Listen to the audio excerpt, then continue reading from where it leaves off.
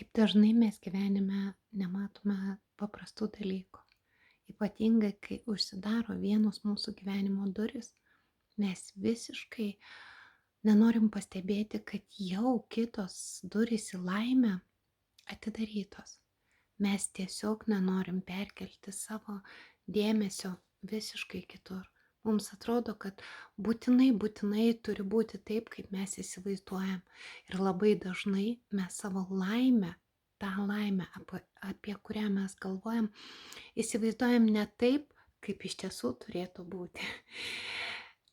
Mes nepriimame dieviško plano, kad ta laimė, ji yra daug didesnė, daug gražesnė, ta nauja laimė.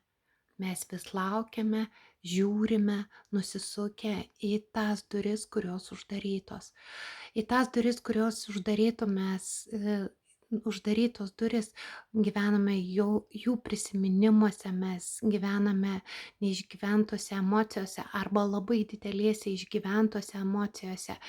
Ir kas baisiausia, tuo metu, kai mes žiūrime į šias senas duris, mes nepamatome naujų durų.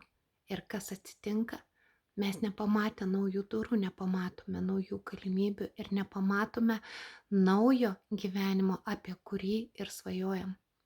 Jei kažkas susidarė jūsų gyvenime, kažkurios durys, nutrūko santykiai, pakeitė darbą, kažkas įvyko, visiškai nesvarbu kas.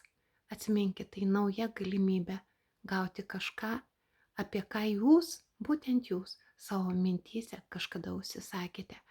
Palikite ramybėje šias senas, nuostabes, išjaustas, išgėdėtas, išsvajotas, išbūtas duris ir eikit į priekį.